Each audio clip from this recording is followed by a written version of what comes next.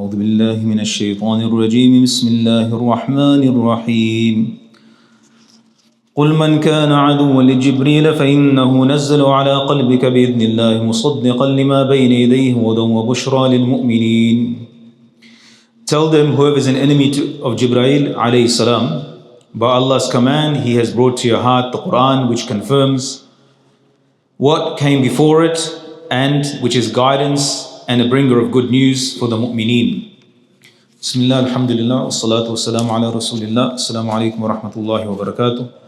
Alhamdulillah, we praise Allah subhanahu wa ta'ala, we ask Him some peace and blessing, His beloved and our beloved Sayyidina Muhammad sallallahu alayhi wa sallam. This section, Surah Baqarah, ayat number 97 to 102, is about what happens after the downfall of a people where they have failed intellectually and in practice. Academically, intellectually, they failed. The Yahud, they failed intellectually, academically, and they also failed, which is read in the previous section, and also they failed in practice as well. But what happens to a people like that become useless and become weak and feeble in the matters of deen and of non-beneficial to others, themselves and others?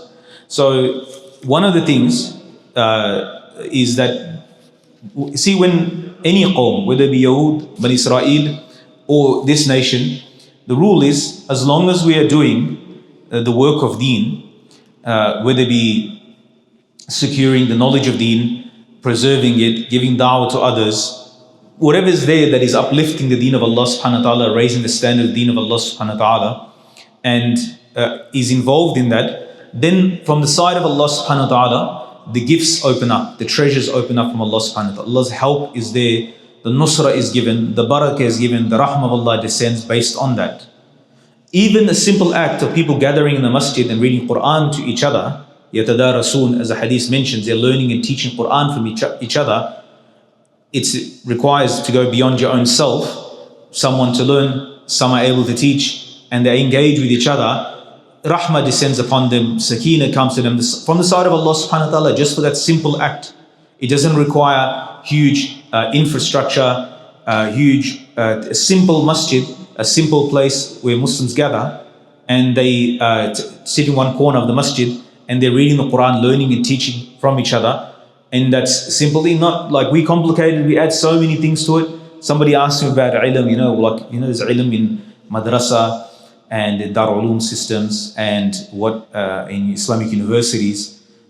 You first have to deconstruct everything to a certain degree. You have to go to the asl. Ilm is whatever happened in this world is between the Rasulullah sallallahu alaihi wasallam and his companions. That's the transfer ilm. There was no degrees, there was no paperwork even as well. There was no, we have registration for our courses unfortunately, and we have tests as well, all right? So, but it was a very simple affair. Like Abu Hurairah radiallahu anhu didn't go, he just went to the masjid and he slept in the masjid. All right, if you have a fight with your wife, don't come and sleep in the masjid, go to a hotel. There's $50 hotels and night motels you can find. I call them refugees, fight with the wife, and because security issues and who's going to lock and unlock and so forth, all those sort of things. There's other issues. In those days there were no hotels, so people just end up in the masjid. People used to come. My father's imam, 50 years, rahimahullah, and people used to have fight. One guy, brother, come. He brought a big mattress, not even a small not even like the sofa thing. He brought like a proper mattress into the masjid. Because what's this? Let's go to a hotel, man. Like, what are you doing here? So it's people. We. Why don't we talk about the refugees? Something else. Sidetracked, right? So when people become useless, like the Bani Israel did, if they at least were useful for themselves, they didn't take up professions that were of benefit. What they got involved in, and this is what this section mentions, is they got involved in writing. There's a name for it in our part of the world, like basically from the manuscripts of Sulaiman alayhi salam, writing amulets. So this became their thing. So look, there were people of writing, instead of spending time in ilm and educating and teaching deen, right? So they became they became, instead of actually taking a real like trade or actual work, which would have been useful still to them, they started engaging this thing. So their educated class or the religious class or the rabbis, whatever, this was their this became their preoccupation. Something useless. At least if they took some profession or some sort of trade, it would have been useful to them. But instead they started engaging this. So one of the signs of the downfall of those people specifically, especially if they have ilm. But Israel is one of the ummahs that has like a sharia, like they actually have a sharia, it's corrupted sharia. They actually have a legitimate, like if you look at it, there's laws, it's very codified, very systematic. They have a fiqh of sorts, right? Maybe over detailed some of the things. It's probably more loopholes in it and workarounds than actually fiqh. There's a lot of, if you actually read, and Allah mentioned, like they have a lot of workarounds. And they make TikToks about them, and we just look like, okay, you guys did put the net out on Friday before the weekend. Like the same mindset is still there. But anyway, these. So what happens is when people become the sign of the intellectual and practical in amal, ilm and amal downfall is then they will turn that skill set and use it for not even a profession, like an actual profession or something, like they'll take up a craft or some sort of trade. They get involved in these sort of things because they don't want to do hard work. Right? They don't want to engage actually any physical labor, do anything that will be of benefit. Instead, they engage in these sort of activities. That's a sign in our own sort of communities, in our own this ummah. Like we have to watch out for this as well, because this advice I give, we're the ones who read the Qur'an. It's for us as well. That if we become, because of our bad actions, we become useless and of non-benefit, then what Allah save us from such a condition, that then we're using parts of deen to live off, and we're not doing the work of deen. We're actually causing more damage to the deen. So an ilmi project could be done only for livelihood. The whole goal is livelihood. Like one of my teachers said, if you're sitting, like we teach in schools, Islamic schools, madrasas, masjid, classes, darsiyah, your intention should be that how this reaches to all the shores, to every person. Because the book of Allah subhanahu wa ta'ala, you want everyone to be engaged with. Like your intention should not be the people in front of you. Your intention should be your own heart and how this reaches all the shores in the world, all the land and so forth. This message that Allah has sent should reach, isn't it? Like intention should be so big. Even if you're teaching in the corner of some small place, even if you're explaining something to your family, like you take this and then explaining at home, as Sahaba used to do, they used to hear things in the masjid, take it home and explain to their family. If they learn something new of deen, and they know their family doesn't know, they used to share it. That's how knowledge spread. Wasn't mentioned how I got into the refugees was Abu Hurairah radiallahu anhu. So how the 70 Ashab al-Sufa, full time in the masjid, they slept in the masjid. Sufa was a raised platform in the back of the masjid, which used to be the front of the masjid. When the qibla changed, it became the back of the masjid. But Israel, so we're given opportunities to learn, teach, spread knowledge and so forth. They had opportunity to do this. They gave it up. They don't want to do that. But they want the time of barakat that was coming on them. They want all the barakat and the comforts of that time that Allah was giving, because they were doing that. When people engaged in da'wah actively, they were doing ilm actively, they were preserving the deen, Allah's barakat came. So the comforts they want the benefits of that, but they don't want to do the work of that, nor do they want to do the work that is required in the world. So they busy themselves in what? Writing these amulets. And they considered that the work of deen. Right? They took the lazy way out. This is a sign of their downfall, is they took the ones that were educated amongst them on deen. Right? There are people like that. We know people like that they made the ruqya business into a full-time business. They are useless for factories. They're useless for office. They made that their work. They don't want to do real work. Right? And they're not going to teach you how to do ruqya. Right? You can teach 1 hour someone how to do ruqya. Like how to read Fatiha. You don't know Fatiha. You don't know Qul Huwallahu Ahad, Qul A'udhu Birabbin Nas. You don't know Ayatul Kursi. You can't read that over yourself. You're going to outsource that. Outsource to somebody else to read Fatiha for you. All right? You can read the Fatiha 100 times for yourself, can't you? 500 times for yourself. I mean, like, if all right, I don't know a lot of Qur'an. I know Fatiha. I know Ayatul Kursi. I can't do ruqya, we're going to outsource it to a guy. We'll look at his life very carefully. This guy's not doing much. But my teacher, one of the big ruqya guys, he wanted to train him. He really liked him. He said, because my teacher said, I looked at his life. There's no ilm in his life, like he's not teaching the ilm to anybody, and nor is he doing da'wah to anybody. Like he's not benefiting community lecturing or non-Muslims or Muslims or reminding the people. There's no tazkir or nothing in his life. Because why would I give up all of this with actual work of prophets for that? And that guy, everybody's lining up to want to learn. They want to learn his techniques and whatever that he's doing. So therefore, this is their condition becomes, and people's condition becomes like this. And then they attribute it to Sulaiman alayhi salam. The Bani Israel or the Yahud, and specifically the Yahud of Medina Munawwara, they had this aqidah, they had a hatred for Jibreel alayhi salam. So tell them, Allah tells, so one of the leaders came to Rasulullah sallallahu alaihi wasallam, of the Jewish leaders of Medina Munawwara, came, he was told about Jibreel alayhi salam, and when he was told that, he said, we cannot believe in the Rasulullah sallallahu alaihi wasallam, because Jibreel salam is the enemy. Since also those Yahud, they develop an aqidah. I don't think it's the Yahud's aqidah today, but it's their aqidah, since he's the enemy, because he brings azab. But forgetting that who actually sent the azab? Allah. Alright, if it came on the hands of Jibreel salam, it's coming from Allah subhanahu wa ta'ala. And Allah subhanahu wa ta'ala is not sending azab because he doesn't like Yahud. Allah subhanahu wa ta'ala sent azab because of what you did. Whichever subgroup of them were punished. So then he said, tell them, O Muhammad sallallahu alaihi wasallam, whoever is an enemy of Jibreel alayhi salam, by Allah's command, Jibreel alayhi salam, has brought to your heart the Qur'an. He's sent by Allah. The Qur'an is not coming from himself, it's coming from Allah subhanahu wa ta'ala, and confirms what came before it. So here is firstly the Qur'an musaddiq. It's an affirm of what you have as well. It doesn't contradict what you have, it actually brings, number one. Number two, it's guidance, it's hidayah. Hudan, it's a guidance for you. Number three is good news for the mu'mineen, right? That they will enter Jannah of Allah subhanahu wa ta'ala. It's glad tidings for the believers, the mu'mineen. And whoever man kana aduwwa lillahi wa malaikati wa rusuli wa jibreel wa mikala fa inna Allah aduwwun lil kafirin. Whoever is the enemy of Allah, his angels, his messengers, Jibreel salam, and Mikael alayhi salam, then Allah is certainly an enemy of the kafirun. These are kafirun. If you have a problem with Jibreel alayhi salam, that is a problem with Allah, and you are considered kafirun. Right? So, وَلَقَدْ أَنزَلْنَا إِلَيْكَ آيَاتٍ بَيِّنَاتٍ وَمَا يَكْفُرُ بِهِ إِلَّا الْفَاسِقُونَ. And when the Yahud said to Rasulullah, like when they said to him, do not bring anything, when a Yahudi says that Rasulullah did not bring anything, Allah replied by saying, we have certain revealed a clear ayat.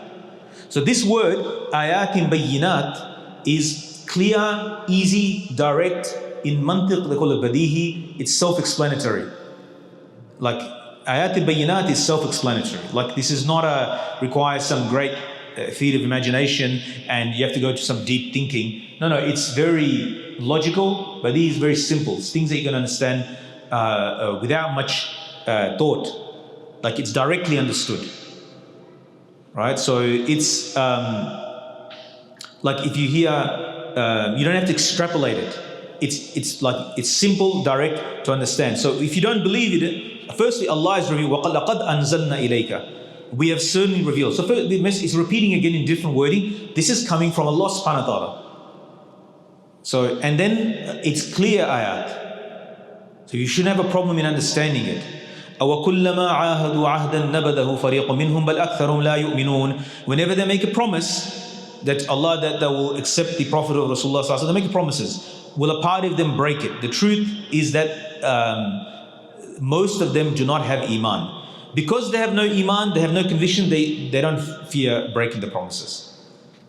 So iman, we say imandar, someone is like of iman, right? And we use that to express someone is truthful as well. So they keep saying, yeah, we'll believe. But they won't. And Allah subhanahu wa ta'ala said they break their consistently they keep breaking their promises.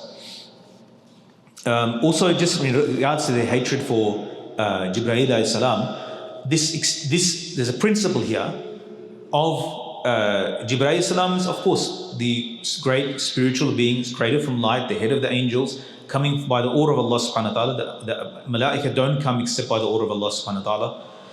Extends to also Anbiya alayhim salam, human beings, prophets.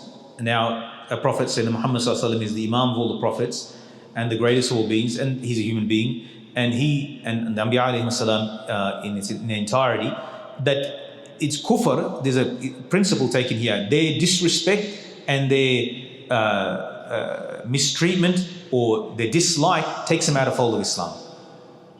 Similarly, also people mistreat Anbiya alayhi salam. The same thing. I mean, Bani Israel mentioned Surah Baqarah, yaqtulun Anbiya. They kill the prophets. Forget about anybody else. They killed innocent Anbiya, prophets who were sent for their guidance, for their benefit. Not once. It doesn't mention like one Nabi or two.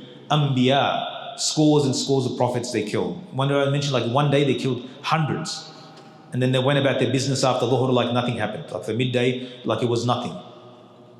Like talk about compartmentalization. Like, you know, that you could just, they went about their trade in the marketplace like nothing happened.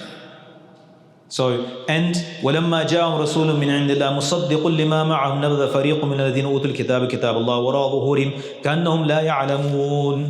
And they used to take the ayat, I'll translate in a moment, it's strange like the way even like in Israel today, they will accept, so it's not about deen, even if he's an atheist, he's welcome, he gets a passport.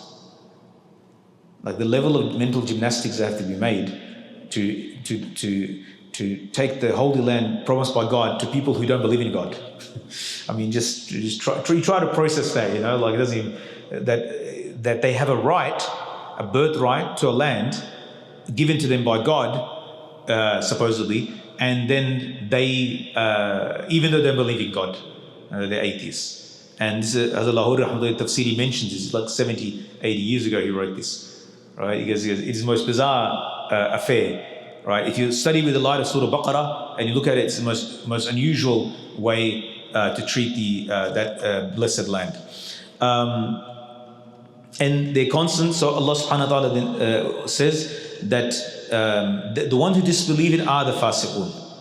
Right? They break the promises. And when a messenger, in this case Rasulullah sallallahu alaihi wasallam, comes to them from Allah, confirming the Torah, which is with them, a party of those given the book, the Torah, throw the book of Allah behind their backs as if they have no knowledge. Like they didn't, now they play ignorant, like as though, you know, like that it's not in the Torah. And nothing is mentioned about Rasulullah sallallahu alaihi wasallam in the Torah. They play dumb, right? They play this game. وَاتَّبَعُوا مَا تَتْلُو الشَّيَاطِينُ عَلَى مُلْكِ سُلَيْمَانَ وَمَا كَفَرَ سُلَيْمَانُ وَلَكِنَّ الشَّيَاطِينَ كَفَرُوا يُعَلِّمُونَ النَّاسَ السِّحْرَ وما أنزل على الملكين ببابل هاروت وماروت وما يعلمان من أحد حتى يقول إنما نحن فتنة فلا تكفر فيتعلمون منهم ما يفرقون به بين المرء وزوجه وما هم بضارين به من أحد إلا بإذن الله ويتعلمون ما يضرهم ولا ينفعهم ولقد علموا لمن اشتراه ما له في الآخرة من خلاق ولبئس ما شروا به أنفسهم لو كانوا يعلمون. Now this last ayat for tonight. What do they follow instead? Right? What do they follow instead? What have they replaced it with? Right? So the Yahud go by what the shayateen advertised during the reign of Sulaiman alayhi salam, that Sulaiman alayhi salam practiced black magic, and was therefore a kafir. Right? This is what they promote. Sulaiman alayhi salam never committed kufr, Allah says. But the shayateen were kuffar by teaching black magic to the people. They also taught them that which the prince of black magic was revealed to the two angels, Harut and Marut, in Babylon. There is long discussions about Harut and Marut, like who they are. But in short, they're two angels. They teach black magic so that people save themselves from its harms. It's like I teach you how to use a sword, right? So you can protect yourself from a sword. But also, you can kill people with it as well. If I teach you, if you move it this way, if I teach you like a martial arts, right, and how to use it, or something, let's say, and then now you use that to harm people, right? So then because of so they were told and they're given warning, disclaimers were given to them. And, you know, if you go to martial arts, if you have really good trainers, they'll teach you not to use this, you know, and most martial arts are trained really well they are trained not to use it on, you know, the normies, like, because you can kill them, right? So this is very powerful. So they're told this thing, so they're made aware of it Instead, what the two never thought anymore without first advising them, we are merely a test, Allah subhanahu wa ta'ala mentioned. So do not commit kufr by misusing knowledge of black magic, of sihr. So we are, and this goes back to, it's interesting that it gives a location, Babylon, right? Because that's where they ended up, like the Yahud, they ended up as prisoners. If I remember correctly, Bukht al-Nasr, Nebuchadnezzar took them into, like, when the Masjid al-Aqsa, I think it was the first time it was destroyed, they were taken as prisoners to exile into Babylon, which is in Iraq, next to Baghdad. So I think it falls within Baghdad now. But Babylon is there. And so they learned from the two of them such things by which they could separate a man from his wife. This is the most common type of sihr. However, they can never harm anyone with it without Allah's command. They learn things, black magic practices, they are harmful to them in the akhirah. I'm not talking about pulling like these are card tricks, right? Sihr has a reality. A lot of like, we're not talking about rabbit out of the hat sort of and those type of things. These are like actual sihr that is done, and even Dajjal will have these type of abilities. These are the dark arts, whatever you want to call it, but there is a reality to them. One alim explained it very nicely. I asked him these questions, a long story why I asked him. Actually, it's about a dream and so forth. I asked him about certain things, and he said that he explained about Qul a'udhu birabbil falaq. At the end of it, it says seek refuge from naffathati fil uqad. Naffathati fil uqad, the ones who blow into the knots, right?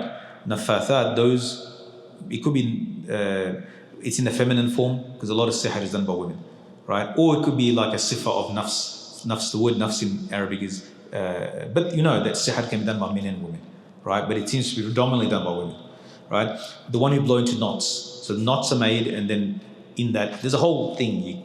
I'm not sure I direct you to it, but so that's one. And second thing is min shari, the jealousy of the, so there's a robot connection between, like this section of Qur'an is connected to the previous two sections, right? This is describing the state of the ulama of Bani Israel, what they become. We have this in our ulama as well, the wicked ulama. Wicked ulama is like, the word even wicked now has become ulama su. Like wicked is like a cool word when we were growing up anyway, that's wicked, you know. I don't know, like the corrupt ulama, right? The dodgy ulama, put it that way. So we have that as well. There's certain characteristics of the Bani Israel that we have within our own ranks as well. Allah save us from that. So he said, what's the relation between hasad and sihr? He said hasad is actually the same thing. Hasad is involuntary shar that emanates from you. And it can manifest in ayn, evil eye. Right? A jealous person wants to lose it, and there is an ability that Allah has given him that it can afflict the person that the person is jealous of. Right? A sahir uses this as a raw material, right? Voluntarily, by intention. So there is a thing to it, and even the Qur'an is telling you about. There's a debate. Some say, is it really like, is a sihr, for example, Musa alayhi salam, the sihr that was done, was it done on his mind, or was it actually physically there was snakes that were there? Right? There's a debate, a discussion around that. But sihr there is a reality to it. There is if you can put it in a modern word, it's a type of technology that some people can utilize. Right? So imagine if you put it in those terms, then okay, you should protect yourself, but you should not. They learn this. However, they can never harm anyone with it without Allah's command. They learn things that are harmful to them in the akhirah which did them no good. Without doubt, the Yahud, the Jews knew there's no share in the akhirah for the one who practiced that black magic. Evil indeed, because it's kufr to do that. Indeed is the price at which they've sold their souls. I mean, they sold their share of Jannah. If only they knew, if only they understood the true results of their actions, they would not have traded their good fortune in the akhirah for the short-lived pleasures of this world. وَلَوْ أَنَّهُمْ آمَنُوا وَاتَّقُوا لَمَثُوبَةٌ مِّنْ عِنْدِ اللَّهِ خَيْرٌ لَوْ كَانُوا يَعْلَمُونَ. If they had iman, that is believing Muhammad sallallahu alaihi wasallam and the Qur'an, and adopted taqwa, right? Mean they stay away from the black magic. The reward with Allah is best for them if only they knew. If they only understood this reward. Because that requires iman, to leave those things. Yes, it seems like a very powerful thing. It seems like a very access to an amazing technology, amazing thing. But in the process, you lost your iman, you lost your akhirah. So it's not worth it. Also, and because of their preoccupation with sihr and sorcery, then they lost iman. They lost iman in the and they left what Jibreel alayhi salam. Look at the contrast. They left the ayat, the first part of the ayat is talking about Jibreel alayhi salam and the angels and so forth. The guidance that they bring, the glad tidings, the affirmation of what they had already, the goodness. They left all of that for what? Shayateen. That's the decision. That's the selling the soul. Is they left what the angels, like, look how corrupted that you have to become. That nur and guidance and glad tidings that is given by Allah subhanahu wa ta'ala through the angels, they sold that for sihr and what the shayateen had to say about Sulaiman alayhi salam. Like, you should not be listening to shayateen what they had to say about Sulaiman alayhi salam, prophet of Allah subhanahu wa ta'ala. You should take it directly what Allah subhanahu wa ta'ala is, a prophet of Allah subhanahu wa ta'ala. Yes, he was a king. Dawood alayhi salam, Sulaiman said they were kings. But above being kings or prophets of Allah subhanahu wa ta'ala. Therefore, that should have been more at the forefront of mind. But they don't look at things like that. And that's and we are being warned that not to become like that. And just the last thing, tatbiq, if you want to look at the contemporary, because the Qur'an is applicable in all times and places. And he said that some of the ulama, we have to be careful because on who we apply this, but there are some ulama of su, those corrupt scholars of our time, and fake sheikhs. I'm not talking about in terms of qualifications, like charlatans who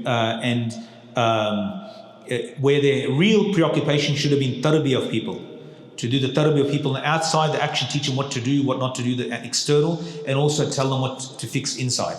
There's zahir and batin tarbiyah. This is the job of the prophets, isn't it? So to teach them the knowledge, so they practice, they know the fiqh, they know how to do their transactions in a halal way, they live a good way in a halal and pleasing to Allah, and also to bring their attention to intention, fear of Allah, love Allah, to work on the internal characteristic. But because of their bad actions, these ulama in this ummah, they fell so low that, and they were so humiliated, and they became people who became comfortable not doing any effort, right? And not taking up any trade and so forth. They made their thing, we now part of the world called Naqsh Sulaimani. Right? They said from the book of Sulaiman we've got these, what do you call it? These amulets that we're making and so forth. And the Shaykh said, I looked into them. There are things in it that seem okay, like in terms of the thing, the meanings and so forth. Then there are other things like, nah, this is the shayateen that mixed a lot of other things into this stuff. And he said, so hence, he's warning against staying away from things like that. Just a last thing regarding the tamima, those things that are hung around the neck. No, there's validity to it as well. As Sahaba radiallahu anhu did that for children. If you write Mu'awwazatan Ayatul Kursi, Qur'an and protection and so forth, majority of scholars historically will have no issue with it. The problem is, even if it's got the right, it got Ayatul Qur'an, Ayatul Kursi and so forth in it, the problem is the belief of the people in this time is that this thing benefits or harm you. So their attention goes away from Allah subhanahu wa ta'ala to this object. And now the obsession is with this object. And hence, we cannot call it shirk directly, but it opens, it's like takes you very close to the door of shirk. Hence, it's better to avoid it, to read du'as verbally and blow on yourself, as the many du'as that we taught before sleeping and so forth. That's more than enough for our protection. Some people say, this is for children, it was allowed. Some of the Sahaba did right and they did hang it on children. Some people argue the point, well, there's adult-sized children now, to justify it. But it's like, you have to look at the whole picture. In an isolation, if establishment Sahabi, then how can we call it shirk? If the meanings in it they're just ayat al-Qur'an, right? It's a written form of the spoken, so it cannot be called wrong. But when you open these things, you find all sorts of strange things in there we don't even know. There are words in there we don't even know. This is from Suryani. All right, give me a Suryani translator. Like, what does this even mean? We don't know what it means. It's some ancient language that nobody knows how to speak. Well, then I better stay away because I could be doing shirk without even realizing it. So therefore, one is the content is problematic. Second is the belief that we have now, is so weak. Our aqeedah is so weak to protect ourselves, inshallah. Rasulullah sallallahu alaihi wasallam, after Qul a'udhu birabbil falaq, Qul a'udhu birabbin nas revealed, he did not seek protection with anything else except for that. All the ayat of protection from sihr is compiled in that booklet Manzil. It's 33 or so verses. If you put all of them together, it's about 33 verses. It takes about 5 minutes to read. right? So including, it's got the last three, قُلْ كُلَّ الْكَافِرُونَ آيَةُ الْكُرْسِي آمَنَ الرَّسُولُ, all everything is in there. Like if you put all the riwayat together, it's about 33. Run around, I don't know what I did to him. One sheikh came from Pakistan, Qari Idris, he was doing Taraweeh in Melbourne, like 20. He's teaching Islamic University in Islam. He's Ustaz of Qur'an. He's Ustaz of Qur'an in Egypt. He said, just give him, that's not a small claim to make. If you're Ustaz of Qur'an, you're Pakistani, and you become Ustaz of Qur'an in Egypt, you have to be a certain level of Qari. So he said, he goes, when he's got to Ayatul Kursi, he was like, just give them one slap of Ayatul Kursi. That's the way he put it. He goes, just give him one slap of Ayatul Kursi. You'll go flying from here to there. But we don't, like, what did the jinn say about قُلْ أُوحِيَ إِلَيَّ أَنَّهُ اسْتَمَعَ نَفَرٌ مِنَ الْجِنِّ فَقَالُوا إِنَّا سَمِعْنَا قُرْآنًا عَجَبًا. We've heard an ajib and unusual Qur'an recital. This is, Rasulullah ﷺ was unaware that until the revelation came, that jinns were listening. And these jinns were Yahud. They became Muslim. Because they recognized something that was similar to the Yahud don't become Muslim, but the jinns, Yahud, they become Muslim. But anyway, these jinns, they recognized some light. They saw they were flying at it very fast. They came near us. Then Allah revealed, we've heard some unusual recital, something strange and wonderful, right? So we're like amazed by jinn. The jinn are amazed by the Qur'an. So we should be more amazed by the Qur'an. Our heart should be more affected by the Qur'an. So may Allah subhanahu wa ta'ala give us understanding and tawfiq to practice what we say in here.